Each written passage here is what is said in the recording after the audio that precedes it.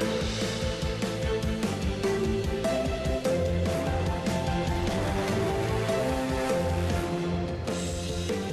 Friday morning. Good to have you with us. I'm Joe Fryer. And I'm Zinklea Samoa in for Savannah Sellers. Right now on Morning News Now, deluge. Developing this morning, two major storms taking shape on both coasts. In California, millions of people bracing for more rain, snow, and wind in areas still recovering from a historic winter blast.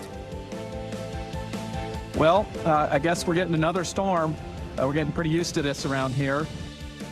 And in the east, a separate storm system set to bring snow from the Great Lakes to New England. We're tracking it all this morning. Invited to testify. It could be the strongest signal yet of a possible criminal charge against Donald Trump. This morning, attorneys for the former president confirming he's been invited to appear before a grand jury as part of a New York investigation into hush money paid to adult film star Stormy Daniels. We'll bring you the latest. Silent struggle. New numbers shedding light on a problem that's often overlooked. 1 in 3 people diagnosed with an eating disorder is male. Why experts say the issue is even bigger than it seems, and the efforts now underway to help and offer much needed help. And ticked off. It's that time of year again to move up your clocks and lose 1 hour of sleep as daylight savings time kicks off this weekend. So what can us early risers do to overcome that time hangover? The sleep doctor is in with some tricks and tips for you and for us because we got to get up pretty early. Exactly. And then when you spring ahead, it's everyone's least favorite time. And when we all protest this whole thing. As we will on Monday. Yeah. We begin, though, this Friday morning with the weather. Early March is already living up to the in like a lion proverb. California is getting hit with a lot of rain from yet another so-called atmospheric river. And it's not just rain. In higher elevations, it's snow. Pacific Gas and Electric says it has stationed resources, including more than 400 crews and equipment throughout their service area. And to the east, a different storm system is bringing snowfall to the Great Lakes and Northeast and rain to the Mid-Atlantic today. Our coverage begins this morning with NBC News correspondent Maggie Vespa, who's in Detroit.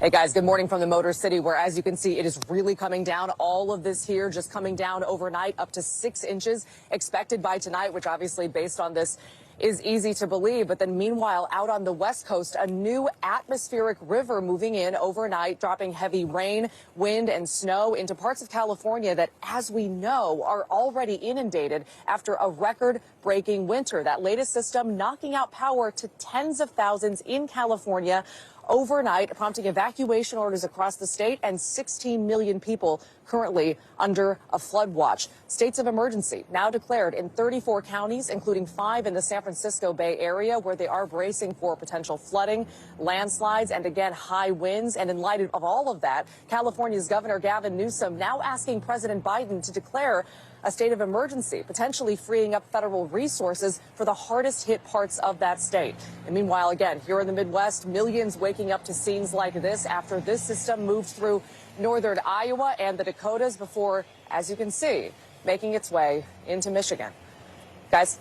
All right, Maggie, thank you so much. Let's take a closer look at what might be coming your way this weekend with your Morning News Now forecast. Angie Lassman joins us. Good morning, Angie. Good morning, guys. Yeah, more of what Maggie was just talking about. Parts of the Northeast are going to get some of that snow. We've got a lot of rain to worry about in the West. So here's the breakdown of all those alerts. We've got a lot of them. Winter weather alerts are totaling 51 million people right now. We've got 16 million under flood alerts. And when it comes to wind alerts, we've got 20 million people. So a lot going on with 2 major storm systems kind of bookending the country. We have the eastern one that is affecting where Maggie was right now, Chicago, Cleveland, seeing some of that snow. Minneapolis is quiet now, but we're going to continue to see some of this rain working from places like Texas up into the Carolinas and then slowly but surely moving offshore as that system departs off the coast. Here's how it plays out between now and then, though. The snow is going to eventually spread into parts of New York, Pennsylvania through the day today. It's not going to be wild amounts of snow by any means, but a couple of inches that will make it a little difficult when you're traveling through the day today and into early tomorrow morning. There's the rain that'll be draped along the I-95 corridor. It's going to be a chilly kind of rain for you, still around by the time that afternoon commute rolls around. And then tomorrow, the system moves offshore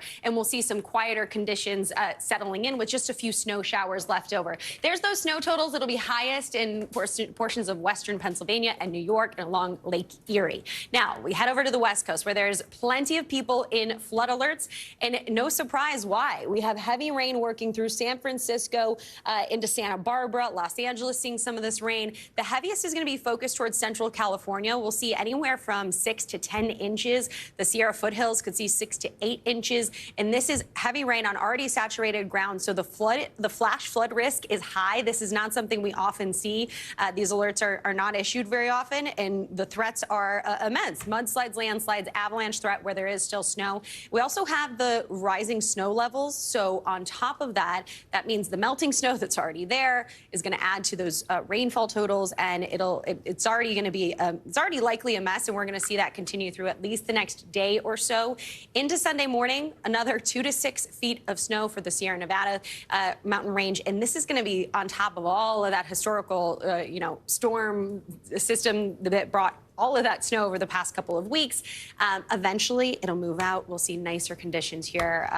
Eventually. We've got a couple of days to deal with it. This summer, we'll see better conditions. Yes. Some of those places wiped out drought, though. So, I mean. All right. We'll see. Thank you so much, Angie. Appreciate it. President Biden unveiled his administration's $6.8 trillion budget proposal for the 2024 fiscal year in Philadelphia yesterday. He claims it'll reduce the deficit, bolster military spending, and ramp up competition with China. Though with a Republican-controlled House, it might be dead on arrival. NBC News White House correspondent Monica Alba joins us now with the details. Monica, good morning. So walk us through, what are some of the big headlines here? What exactly would, at least in the president's mind, $6.8 trillion get us in 2024? Hi there, Joe. Well, not much here is actually that new, and that is what the big takeaway is here from all of this. Much of these programs, investing in things like early child care, investing in things like capping insulin at $35 a month, returning to some social programs. These were things that candidate Joe Biden proposed back when he was running in 2020. And these are things that likely President Joe Biden, once he does announce a re-election bid, which we're fully expecting in the coming weeks, that's what he's going to be running on. So when you look at this budget, you really have to look at it in the context of a big wish list and sort of blueprint for what that campaign could look like, because you said it, Joe, this is very likely dead on arrival given the current status on Capitol Hill and a gridlocked Washington. So this is just sort of a starting out point. It's the beginning of conversations. Again, these are issues that the president has talked about for a long time, wanting to reduce the deficit by $3 trillion. And the way to do that, he's proposing, is to increase taxes on the wealthiest corporations and Americans. But again, that's something he's been talking about for a long time and something we know Republicans currently oppose. Yeah, so on the other side of this conversation is Republicans. What are the biggest things they're sounding off on? Yeah, and when we saw this released yesterday, you saw House Speaker Kevin McCarthy saying it was, quote, completely unserious. Other Republicans simply said the fact that he wants to propose some of this new spending is unacceptable. That's something they've been saying for a very long time. They would like to see that reduced. So there really are just massive differences here. The Republicans are expected to put out their own budget proposal also in the next month or so, and then the real talks will begin. But there are still so many things to iron out here, Joe. All right, Monica Alba. Thank you so much, Monica. We're also following two other major stories out of Washington this morning. The CEO of rail titan Norfolk Southern was in the hot seat on Capitol Hill yesterday. Members of Congress grilled him about the company's safety record in the wake of several recent high-profile accidents. Plus, an update on Senator Mitch McConnell, who was hospitalized after falling at a fundraiser Wednesday evening. Joining us now to break it all down is NBC News congressional correspondent Julie Sirkin. Julie, good morning. So first, let's start off with Senator McConnell. NBC News has learned that he actually suffered a concussion from that fall. So how's he doing this morning? Yeah, good morning, guys. Look, McConnell is going to be in the hospital for the next few days, according to his office, for treatment and observation because of that concussion that he suffered after falling at this fundraiser put on by a super PAC actually aligned to him and the Republican leadership. And so yesterday we talked to Republican senators who got a little bit of an update during the lunch meeting. They actually said that McConnell's biggest concern was that he was missing the halibut being served by Senator Lisa Murkowski of Alaska, and she actually sent him a plate to the hospital. So he is conscious, he is talking. Senators told me he is in good spirits. This is an 81-year-old man who has been through some falls before, including recently in 2019, and he is expected to make a full recovery according to his office, but he will be in the hospital for a few days. Oh, we do love some goodwill and good spirits in Washington. And Julie, I want to now turn to another big story in Washington. Yesterday, lawmakers grilled Norfolk Southern CEO Alan Shaw over the derailment in East Palestine. They demanded answers for residents there impacted by the disaster. And during his opening remarks, Shaw made this apology. So first, let's listen. I'm terribly sorry for the impact this derailment has had on the folks of that community. And yes, it's my personal commitment and Norfolk Southern's commitment that we're going to be there for as long as it takes to help East Palestine thrive and recover. So, Julie, walk us through the major takeaways yesterday. Did Shaw offer any specifics on cleanup plans? And did he also comment about the latest derailment in Alabama that happened just hours before his testimony? Yeah, well, for his inkling, no. The answer is he did not in his opening statements. There have been also, just to point out here, 4 major train derailments from Norfolk Southern all across the country in the last 5 weeks. So it's easy to lose track of them when they happen so often. And he did not bring it up until questioned by Senator Sheldon Whitehouse later in the hearing, just to show you how frequent this happens. And that train derailment was said to have happened due to an overheated wheel bearing, something that Alan Shaw, the CEO of the company, said that they will do more inspections on. They've actually pulled several of those off the line, since that is also believed to have contributed to the derailment in East Palestine earlier in February. So a lot to unpack here. Senators really question him from both sides of the aisle. Democrats actually pressing him on the health concerns, but also the larger conversation of the relationship between rail companies and their employees who are overworked and burnt out. And Bernie Sanders, the senator who's in charge actually of the Senate Health and Labor Committee, questioned him on paid sick leave. And that's something we're also going to be seeing in the coming months. But look, the CEO committed to a down payment, he said, of at least $20 million to help the community rebuild. And I should mention, he's also going to appear before the Senate Commerce Committee in 2 weeks. That committee is also going to consider potentially the rail safety bill being proposed by a bipartisan group of senators. We'll definitely be watching that. And Julie, I know aside from Shaw and Norfolk Southern, the Biden administration also received some backlash during that hearing over their communication on air and water safety. What can you tell us about that? Yeah, this was an interesting line of questioning, not only by Ohio's junior Senator J.D. Vance, the Republican, who actually said he visited the area and saw contamination. He pointed that out. He was the voice of residents in that area. And then we saw the top Republican on the panel, Shelley Moore Capito, get into a back and forth with Deborah Shore. She's the regional EPA administrator in that area. They were talking about why it took a month for all of this waste and debris to begin moving out of the area, and also why it took so long for them to begin testing for dioxins. This is something residents were complaining about all month long. Deborah Shore said they have begun that process because of residents' concerns, and they will continue to address those concerns as the waste moves out of the area. Really important coverage. Julie Sirkin, thank you so much. This morning, there are new developments in an investigation into former President Donald Trump here in New York. 2 of his attorneys tell NBC News that Trump has been told he can testify before a grand jury in New York City next week. It's part of an investigation into hush money paid to an adult film actress, Stormy Daniels. Now, Trump denies he slept with Daniels, and the New York District Attorney's Office has convened a grand jury to investigate hush money that was paid to her. The DA's office has declined to comment. NBC News correspondent Vaughn Hilliard joins us now with the latest on all this. So, Vaughn, we know Trump has faced numerous criminal investigations, special counsel inquiries over the years. What's at the center of this case here in New York, and how likely is it really that Trump is going to accept this offer to testify before the grand jury? Right. Joe, first, this is notable because typically in New York, when prosecutors come to a potential defendant, they present them the opportunity to testify before a grand jury. But if they were to choose to do so, they would waive their rights to immunity, meaning that everything that individual, this case potentially that being Donald Trump, would have to fully and truthfully present their side of the story if they were to agree to sit before the grand jury. Now, this all comes down to those hush money payments alleged to have taken place ahead of the 2016 presidential election. Donald Trump has acknowledged transferring $130,000 to his former fixer and lawyer, Michael Cohen. That money was given to porn actress Stormy Daniels. Donald Trump, to note, has denied ever having sex with Stormy Daniels, but instead said that it was to silence defamatory statements made against him. And yet what is being looked at here by the Manhattan District Attorney is whether that was, number one, the falsifying of business records, because it was not noted as part of the Trump organization that that money was actually used for those purposes, but also potentially illegal campaign, and essentially what would amount to an in-kind, illegal, undocumented campaign contribution to the Trump presidential campaign. So, Vaughn, another significant part of this is the New York Times cited sources saying the DA's office had signaled to Trump's lawyers that he could face criminal charges.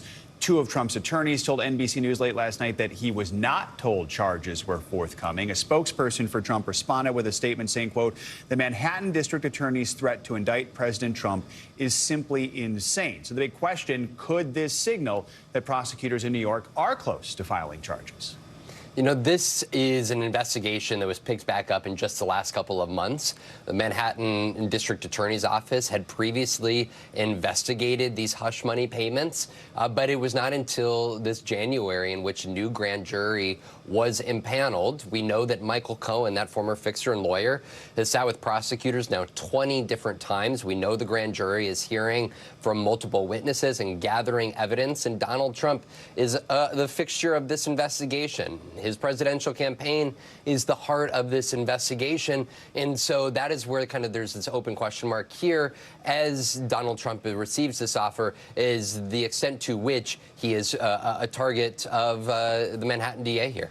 So quickly, Vaughn, let's talk about what's next. Do we know where this case before the grand jury stands right now? That is, Michael Cohen is expected to grow before the grand jury, we're told, as soon as here next week. And if that offer stands to Donald Trump to go to the grand jury, as we're reporting, then the anticipation would be that that would be the near culmination of this case, to have the heart of the investigation go before the grand jury. Then the question here is, what charges would the Manhattan DA potentially bring? It's a misdemeanor in New York for falsifying business records, but in the case that the falsification of those business records is meant to justify another crime, quote, another crime, then it would be elevated to a felony. And if the Manhattan DA contends that these hush money payments took the form of an in-kind campaign contribution, then potentially charges of felony against Donald Trump could be handed down. All right, stay tuned. Vaughn Hilliard. Vaughn, thank you so much. Coming up on Morning News Now, a new chapter in the legal saga of Alec Murdock as his attorneys file a notice of appeal. More on the move when that comes next. Plus, the stunning admission and an apology from the cartel behind the kidnapping that left 2 Americans dead in Mexico. We'll be right back.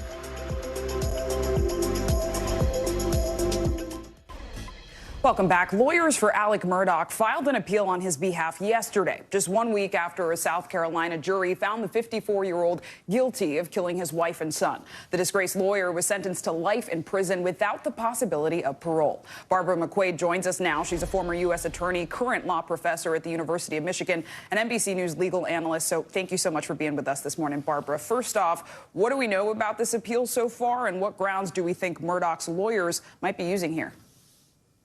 Well, it's a fairly routine matter for defense attorneys to file a notice of appeal because they must do so within a very short window of time.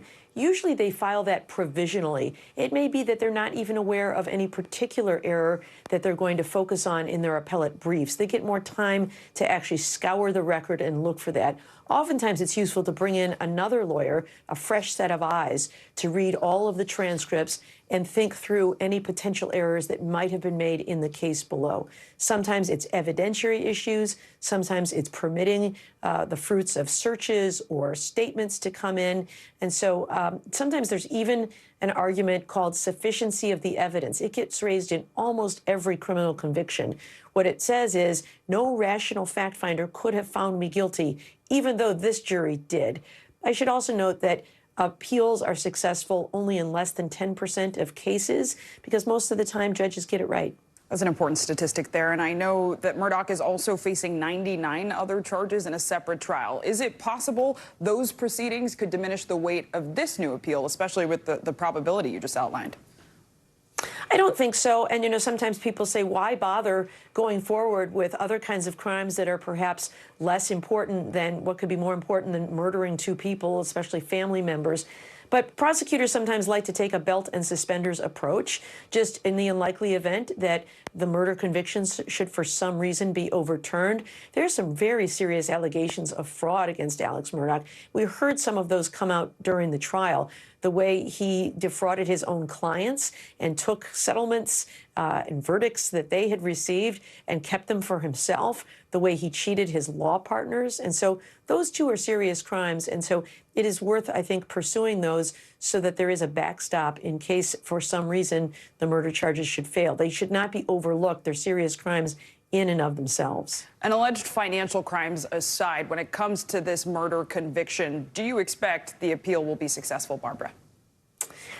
Not based on anything I've seen or that I know. It's always possible that there were procedural steps taken earlier in the case that were mistakes or missteps, or that there was some sort of exonerating evidence that was suppressed in some way. But based on what we've seen in the public record, it appears that he got a fair trial. He testified, and the jury, it appears based on the swiftness of their verdict, simply rejected his version of the story. So I don't have any reason to doubt the validity of this verdict and expect that there will be a reversal on appeal.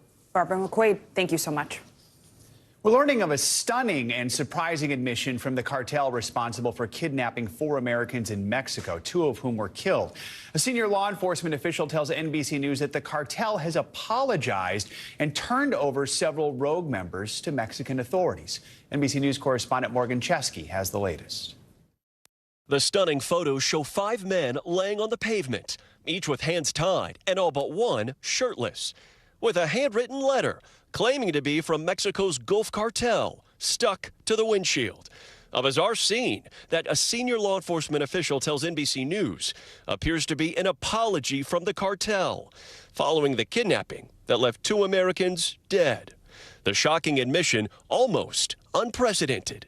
Have you seen a PR situation like this? No, I have not. They made a huge mistake. They killed 2 Americans. And they know that the Mexican government going after them. They know that we're going to go after them as well. The letter, obtained by the Associated Press from a Mexican official, includes apologies to the people of Matamoros, the Mexican woman who was killed, and the families of the Americans. It reads in part, the Gulf Cartel Scorpion Group strongly condemns the events of Friday, March 3rd. For this reason, we have decided to hand over those involved, adding the men acted under their own determination and undisciplined and against the rules in which the cartel has always operated. Mexican authorities have not confirmed if the men are in custody or if they're truly responsible. Meanwhile, in Texas, as officials work to get 2 slain Americans back home, survivor Eric James Williams is recovering. His wife sharing doctors placed metal rods in his leg, wounded in the hail of gunfire. The cartel ending their letter, asking society to remain calm, closing with the guilty parties will pay, regardless of who they are. Now, the process to repatriate or recover the bodies of those 2 slain Americans had been ongoing for some days. However, our crew was here just across from Mexico when we witnessed that solemn procession, a string of vehicles carrying those 2 Americans from Mexico back onto U.S. soil. We're told they're headed to a nearby funeral home where future arrangements are expected. Morgan Chesky, NBC News, Brownsville. In Germany, investigators are looking into a mass shooting that left 8 people dead, including the suspected gunman. The incident occurred last night at a Jehovah's Witness hall in Hamburg. Police believe the gunman acted alone, but his motives remain unclear. Germany's chancellor called the shooting a, quote, brutal act of violence. In Israel, 3 people were wounded after a Palestinian shooter opened fire in a street in Tel Aviv yesterday. Israeli police say the gunman was later shot and killed. The incident came just hours after the Israeli military carried out another raid in the occupied West Bank, killing 3 Palestinian militants. NBC News foreign correspondent Raf Sanchez joins us now from Tel Aviv. So, Raf, this cycle of violence does not appear to be slowing down. Walk us through these latest incidents and what the situation is like right now. Well, Joe, there is a real feeling here on the grounds that this situation is only going to get worse. As you said, a Palestinian gunman from the militant group Hamas opening fire on civilians in a busy street in the very heart of Tel Aviv last night. 3 people were injured in that attack. One of them, a 32-year-old man, remains in critical condition in hospital with life-threatening injuries, according to Israeli officials. Now, Hamas, when they claimed responsibility for this attack, they said it was in response to these Israeli military raids we've been seeing in the occupied West Bank. Yesterday morning, Israeli forces killed 3 Palestinian militants from the group Islamic Jihad, and that came just 2 days after they killed 6 militants up in the northern West Bank. So, Joe, really no sign of this violence slowing down at all. Yeah, so, Raph, and we know U.S. Defense Secretary Lloyd Austin was in Israel yesterday. What's he saying about this escalation in violence? Well, he's been appealing for calm, and Lloyd Austin, like the rest of the Biden administration, a very strong supporter of Israel's security. He said the bond between Israel and the U.S. is unbreakable. He expressed condolences to recent Israeli victims of violence, but he also said the Israeli government, this new right-wing government that includes members of the far right, needs to be doing much more to scale down the rhetoric on their side to do what they can to restore calm. Take a listen to what he had to say. The United States also remains firmly opposed to any acts that could trigger more insecurity, including settlement expansion and inflammatory rhetoric. And we're especially disturbed by violence by settlers against Palestinians. So we'll continue to oppose actions that could push a 2-state solution further out of reach.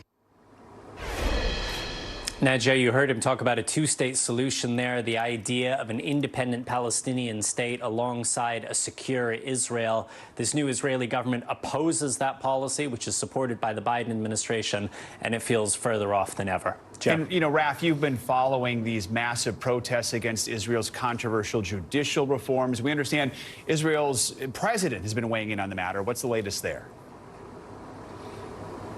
Yeah, so Israel's president, he is a largely ceremonial figure, but his words carry a lot of moral weight. And he carried out a primetime address last night here in Israel saying that these reforms, these very controversial reforms, were a disaster, that they were tearing the country apart. And he pleaded with Netanyahu to scrap them, to replace them with some kind of compromise that could garner much broader support among Israeli society. Right now, at this point, Joe, we are seeing no sign from Netanyahu or his government that they are prepared to back down on these plans to weaken Israel's Supreme Court. All right. Raph Sanchez in Tel Aviv. Raph, thank you so much. Coming up, new guidelines on when to start screening for breast cancer. Why doctors say some women face more risk than others. Plus, often overlooked, the startling statistics shedding light on eating disorders in boys and men. This is Morning News Now.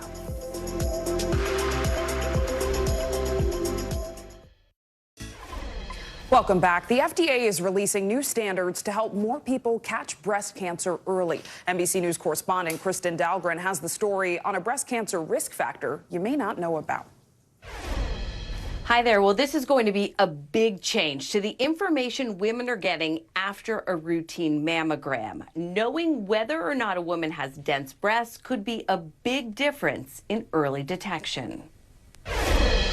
When Joanne Pushkin was diagnosed with cancer in 2005, she wondered why her yearly mammograms never spotted it. The letter I got after my mammogram simply said normal, negative, no evidence of cancer. There was not one word about breast density. Almost half of women have what are considered dense breasts, high in fibrous and glandular tissue that appear white on mammography, making cancer, which also appears white, more difficult to detect. Here's a spot of cancer on the mammogram of a fatty breast. This is what it looks like in a dense breast. Like trying to find a snowball in a blizzard, easily missed and overlooked. How many women have been falling through the cracks? Dense breasts are also associated with 4 times higher risk of developing breast cancer. So the FDA is mandating a new nationwide standard for notifying women of their breast density. Women with dense breasts have an increased higher risk of breast cancer. Today's announcement by the FDA really ensures that people are given this information in standard language. Women with dense breasts are encouraged to talk to their doctors and ask if they need additional screening like an ultrasound or MRI. The FDA standards won't take effect until 2024. Meantime, only 15 states currently require insurance to pay for all or part of additional screening. So Congress will soon reconsider the Find It Early Act to ensure all health insurance plans cover mammograms and additional screening. When we find cancer matters. Cancers found at an early stage have a 99% 5-year survival rate. Hope that women are one step closer to finding breast cancer before it's too late. Now, there is still time before this national standard goes into effect, so you always can talk to your doctor now, ask if you have dense breasts, and ask if you need additional screening. Back to you. Kristen Dahlgren, thanks so much. The actor Robert Blake, who was acquitted of murdering his wife, has died. His niece says Blake, famous for the detective series Beretta, died from heart disease, surrounded by family at home in Los Angeles. Blake's Emmy Award-winning career was eclipsed by his trial and acquittal in the murder of his wife back in 2001. Robert Blake was 89. Now to an issue that often gets overlooked for men and boys, eating disorders. The National Eating Disorders Association says that about a third of people diagnosed with eating disorders is male, but experts say that number's probably higher. They're pushing for guidelines to help boys and men get medical treatment. Our own Savannah Sellers brings us one family's journey. At just 17 years old, Ryan has been struggling with his body image for close to a decade. It first kind of was just like, oh, I'm too big. In 6th grade, Ryan began skipping snacks and dessert. He joined the wrestling team and over the next 2 years started to restrict even more. There was a lot of cutting your weight to get to lower weight classes. By 8th grade, food consumed his thoughts. I was thinking about eating every day, every meal, either like guilt or, dreading a meal. The change in Ryan's physical appearance was dramatic. This here is one. Freshman year. You're a lot thinner. Yeah. Still, it took years for Ryan to seek medical treatment for his eating disorder. I thought it was just a girl thing. When did you think, okay, maybe it can apply to boys too? It wouldn't be until I started treatment. Even doctors struggle to identify male patients, in part because they have no roadmap to do so. 99% of the research up until now has focused on females. Dr. Jason Nagata is an eating disorder specialist at UCSF, pushing for guidelines specifically focused on boys and men. He says no eating disorder accounts for boys trying to bulk up, and until 2020, to be diagnosed with anorexia, a person had to miss at least 3 periods. Especially with athletes, they're doing the exact same things that girls, with eating disorders are doing to try to meet these weight cutoffs. But it's viewed as normal because everyone on the team is doing it. Ryan's mom, Carrie, never saw this coming. I really thought, oh, I'm going to have to deal with this with my daughter. And it ended up being Ryan. That was very surprising. Were you scared? Yeah, oh yeah, very scared. I would try to go online, go to the library, get books about boys with eating disorders, and there was nothing. After an extensive search, Carrie found Newport Healthcare, where Ryan completed a 60-day inpatient program last year. I still battle with the thoughts on a daily basis, but I have so many coping skills now that I've learned through treatment. He also has a message to other boys. As a young boy, you want to be really masculine, and you don't want to show any weakness. But really what makes you strong is realizing your own weaknesses and fighting them. Savannah Sellers, NBC News. An important report, thanks to Savannah for that. And coming up, it's about to be a shorter weekend than usual. 1 hour shorter, to be exact. Daylight savings time is about to kick in, but we've got your back with some tips to make up for that lost time. Plus, let the madness begin. Get your brackets ready because March Madness is almost here. So we're going to have a crash course in college hoops from the top picks to the underdogs. That's next on Morning News Now. Welcome back. Get your clocks ready because time is marching forward this weekend. Starting Sunday, Americans will lose 1 hour of sleep. The change this time around comes with some controversy. Lawmakers are renewing efforts to pass the Sunshine Protection Act, which could put an end to this time-honored tradition. Here to help us get a good night's rest is clinical psychologist and sleep expert, Dr. Michael Bruce. Good morning. Thank you for joining us. So, Dr. Bruce, some politicians call daylight savings archaic, and many people do find it difficult to adjust to the new hours. So, first off, do you think we should put an end to this practice? Absolutely. The American Academy of Sleep Medicine has even put out a position statement stating that standard time falls much more in line with what we know about our biology than actual daylight savings time. Bottom line, people shouldn't wake up in the dark. It just makes it much more difficult from a melatonin perspective. But yeah, standard time is much better for you. Talk to us more about some of the health effects here. What are some of the negative impacts of daylight saving time?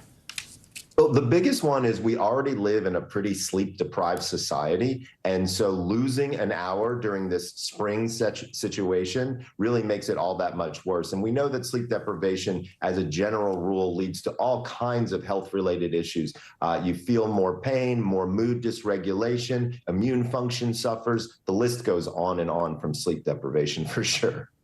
People are also saying the daylight savings can bring on a kind of hangover effect. So what can we do to be successful when our alarms ring on Monday morning? Because the reality is this is still happening right now.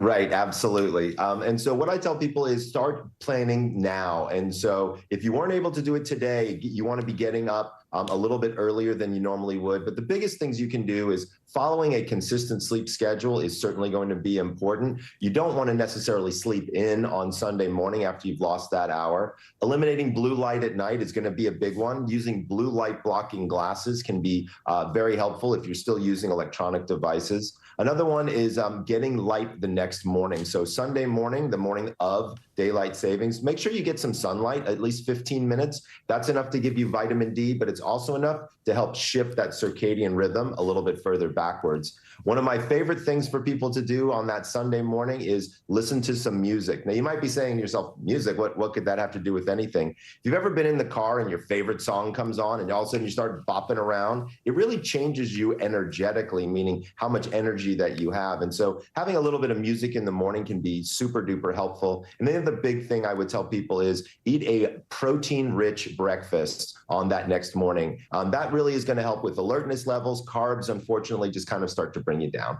I saw on the list there, take a cool, not cold shower. That's a tough one right there, doctor. So I'm not sure if you're... That one's tough. For sure. But what you can do is take a normal shower and then at the very end, start to slowly turn the handle a little bit cooler, a little bit cooler, a little bit cooler. Man, I tell you, it'll wake you up. That is a good way to do it. All right. So you might be aware our team actually works overnight to get this show on air. That's just the way it is. So for people like us who already have these unusual sleep schedules, is there any hope for us? Because let's be clear, our team loves their job and doesn't want to change that. So what can you do to be extra prepared? You know, I've never met a journalist, especially a morning time journalist, that doesn't have this as an issue. So the good news is that you'll definitely make it through, but you do want to have the tips that we were talking about earlier could be very helpful for you, even if you're at a shift work type of job. The other big thing is educating your employer more about how shift work has effects on overall health. And I've got a ton of information over at my website, thesleepdoctor.com. Dr. Michael Bruce, keeping us awake and alert. Thank you so much. Thank you. The countdown to March Madness is on. Some teams have already punched their tickets to the big dance, and the rest are playing it out, hoping to claim their spot on the bracket. That's right. So with Selection Sunday just 2 days away, we're taking a closer look at what we can expect from this year's tournament. No one better to help us than NBC sports host and reporter Corey Robinson. Corey, good to have you with us. So let's talk about the NCAA bracket. It's going to be locked in Sunday. On the men's side, which teams are you watching out for? You know, it's funny. I went to Notre Dame. It's not Notre Dame. My brother went to Duke. Duke is starting to surge, but it's clearly Houston. I mean, Houston is by far, I think, the best team, you know, in the NCAA on the men's side. They've been on that number one team for the number one seed for a long time. And men's basketball has just kind of been a little chaotic. It's been a little wacky for me. I've been seeing, you know, UCLA drop, then resurge. Like I said, Duke come back, but Houston has been there the whole time. So that's one team. The other team is Kansas, you know, the defending champions. Kansas is another team where, okay, this team can repeat. And if, you know, like I said, Houston has been right at the top, but if Bill Self, I know he was just recently hospitalized. I understand that, you know, that the team still power through. We're able to win last night. But despite Bill Self's medical issues, if that team can go through all the way, I think it's very possible for them to repeat. The other team that I kind of want to put on your radar is Duke, because I really do think, I know I told Rona, our producer, that it was a different different team, but I want to highlight Duke because they went undefeated at home in John Showers' first season, and Coach K just retired, and John Showers coming to the forefront here, and the whole team is peaking at the right time. Kyle Filipowski is a legit superstar, and I think he's peaking at the perfect time for March, and there's nothing better for that. And Corey, we got to talk about the ladies. Who should we be watching for when it comes to the women's teams? I mean, South Carolina, I feel like it ends there. You know, like everyone else is kind of like, oh, who could beat South Carolina? You know, you don't necessarily have like the pedigree, you know, that you generally see, and like I think on the women's side being just so unstoppable, you know, with the Tennessee or you know, Stanford or Notre Dame teams that are just always in the top four. South Carolina's there. They're undefeated. They're dominant. SEC championship, just dominant. Aaliyah Boston's going to go #1 overall. I mean, that team is unbelievable. Dawn Staley is still, you know, the cream of the crop. So that team is, it's almost like who can beat South Carolina. And I think Iowa might be able to, you know, and once again, this is like a huge if, right? I mean, but Iowa has Caitlin Clark, who is just phenomenal. I mean, every time I watch Iowa play, I think, okay, well, they're getting better. Before they just had Caitlin Clark, now they also have Monica Cesano and I think that she is the perfect complement. This team can push them over the edge. But those are the two teams I'm looking at. All right. Of course, the fun part is the Cinderella teams that we can't predict. It will come in there and shock us all and bust all our brackets and all that fun stuff. So, Corey, thanks so much for joining us this morning. We appreciate it. Thank you. Now to some financial news. Baby company Calico Critters is issuing a major recall over a choking hazard. CNBC's Silvana Henao joins us for this and other money headlines. Silvana, good morning. Good morning, Zinkley. Good morning, Joe. Yeah, so more than 3 million Calico Critters toys are being recalled because they pose a choking hazard for small children. The Consumer Product Safety Commission says the toys were sold in a set with a baby bottle and pacifier. The New Jersey-based company that makes the products says it's aware of 3 incidents involving the pacifier, including 2 deaths, one in New Mexico in 2018 and one in Japan in 2015. The sets were sold at Walmart and other stores nationwide, on Amazon and online at calicocritters.com between January 2000 and December 2021. American Airlines CEO is promising raises and better retirement benefits for pilots, matching a contract recently approved by Delta's pilots. Now, the Board of Americans Pilots Union has voted unanimously to hold a strike vote and survey members on authorizing a walkout. The union says it's crucial to get a contract deal done before the summer travel season, and a strike vote would largely be symbolic because federal law makes it nearly impossible for airline unions to conduct legal strikes. And video killed the radio star, but vinyl may outlive the compact disc. Albums outsold CDs last year for the first time since 1987, according to the Recording Industry Association of America. About 41 million albums were sold versus about 33 million CDs. Vinyl's resurgence has been boosted mainly by indie rock fans who are convinced of the superior sound quality and young people attracted to the nostalgia of playing records. Revenue from vinyl records rising 17% to more than $1.2 billion last year, the 16th straight year of growth, guys. Now, I grew up with vinyls, so I mean, I love them. Yeah, and the vinyl growth makes sense to me. I don't know who's still buying compact discs. I don't either. I don't know where you find them. Oops. Me either. Where? Maybe eBay? Who knows? Exactly. All right, Silvana, thank you so much. Thank you. And coming up, we're getting ready for Hollywood's biggest night. The Oscars are this Sunday night. After the break, we're going to get the lowdown on some of the biggest contenders. You're watching Morning News Now.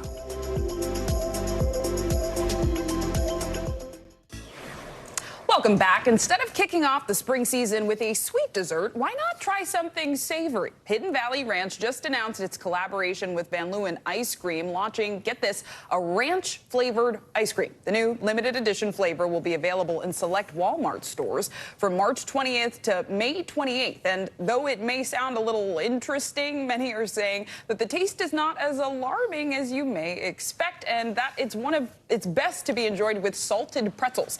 And though it may sound a little interesting, many are saying the taste is not that bad. So yeah, it seems like something. Like, do you dip your carrots in it? What do you? I think I'm gonna look at it, but I don't think I'm gonna eat chocolate ice cream. I'm gonna eat some chocolate ice cream. The way it's supposed to be. All right. In just 2 days, the Oscars will return, a year after that infamous slap heard round the world. So how will this year's show handle last year's big controversy? Well, we know Will Smith is banned from attending. Beyond that, much of the night will be tough to predict, including many of the big awards, though one film is a pretty clear frontrunner. On Sunday, the movie most likely to win almost everything everywhere all at once is Everything Everywhere All at Once. The sci-fi adventure with heart leads all movies with 11 nominations. It's the favorite for Best Picture. Ke Huy Quan is the clear frontrunner for Supporting Actor. The film's lead, Michelle Yeoh, could become the first Asian woman to win Best Actress, though she faces tough competition from Tar star Cate Blanchett. If she wins, it'll be her third Oscar, a rare feat. Another Everything Everywhere star, Jamie Lee Curtis, could capture Best Supporting Actress. That's another tight race, with Carrie Condon from The Banshees of Inisherin vying for the trophy, along with Angela Bassett, who's up for Black Panther: Wakanda Forever. The Protector. She would be the first actor to win for a Marvel movie. The Best Actor crown is up for grabs, with The King, Elvis star Austin Butler, hoping the Academy won't be cruel, picking him over The Banshees' Colin Farrell and The Whale's Brendan Fraser. Of course, last year's real-life drama will hover over the festivities, Will Smith slapping Chris Rock, a moment that's already providing material for host Jimmy Kimmel. Good. Oh, that's good, because I can't get slapped. I cry a lot. And even though it's Hollywood's biggest night, a few singers will take the stage, including Best Original Song nominee Rihanna, exactly a month after her monumental Super Bowl halftime show. Can't get enough Rihanna. All right, for more on Sunday's Oscars, let's bring in Nigel Smith. He is senior news editor for movies at People magazine. His latest issue features Michelle Yeoh on the cover. Nigel, good to have you with us. So we sort of teed it up there with what to maybe expect. I mean, this is a year where I feel like 3 of the 4 acting categories are completely up for grabs right now. Yeah. What do we expect this? Well, I assume you're mainly speaking about Best Actress, where it's really up between Michelle Yeoh and Cate Blanchett for Tar. And Michelle Yeoh has a lot of goodwill going into this. People want her to win. She just won the SAG Award for Best Actress and gave a beautiful speech. She's known to kind of go off script and sometimes swear, and she's just so endearing and everyone loves her. And I think Cate Blanchett actually wants her to win, right? She won the Critics' Choice Awards. And Kate's got 2 already. She's got 2 already, and in her speeches, she kind of props up the other actresses in her category. So I think it's time for Michelle's win, and I really hope it happens. So let's talk about diversity at the Oscars, because it's been a source of controversy over the years. How's this year looking in terms of diversity in nominations, both actor and movie? Sure, it's looking still pretty white for the most part, but you have a film like Everything Everywhere All at Once, and that is a huge win for diversity, especially for Asian representation on screen. And we have Michelle Yeoh as the frontrunner, Ke Huy Quan as the frontrunner for Best Supporting Actor. The directors are also frontrunners, and everyone thinks it's going to win Best Picture after all the precursor wins that it's already had. So in that way, it's great. But, you know, in the Best Actress category, we have an all-white slate. Not all white, I apologize. We have Michelle Yeoh, of course, and Ana de Armas, but we don't have any black actresses. Daniel Deadwyler was shut out for Till, and Viola Davis for The Woman King, which was completely shut out. No nominations whatsoever. The film was beloved by many and was a huge hit. And the director's been really, really outspoken about the fact that that movie wasn't nominated despite doing so well. So they still have a long way to go. Of course, we can't ignore the elephant in the room, which will be how they handle last year's controversy. Will Smith slapping Chris Rock. We know Will Smith won't be there, but the Academy has actually taken sort of a step to make sure they know how to handle any sort of unforeseen thing in the future, right? Yes, they have a kind of new crisis team that's going to be on hand that night in case anything like that comes up. Because you have to remember that Will Smith stayed in the audience, right? The entire show. He wasn't asked to leave. None of that happened. And there was a lot of controversy surrounding the Academy's decision to let him stay. So now they have new protocols in place to ensure that something happens next time. Yeah, and that he doesn't take the stage and give a speech that goes on and on and on, creating an incredibly awkward, though interesting, compelling television moment as Definitely well. interesting. We're still talking about it. We have to remember, like 6 years ago, we had another controversy with the Oscars when it ended with the La La Land Moonlight controversy. And I don't know how you handle that in the moment. That was something else, too. So the Oscars may be hoping for just a nice, normal, uneventful. quiet, uneventful. I'm sure ABC doesn't want that, though. Oh, no, they want something to happen. A little something. Okay. We got to be talking about something on Monday morning, right? All right, very good. Nigel, thank you so much for joining us. We appreciate it. Thanks for having me. And that does it for this hour of Morning News Now. The news continues right now. Thanks for watching our YouTube channel. Follow today's top stories and breaking news by downloading the NBC News app.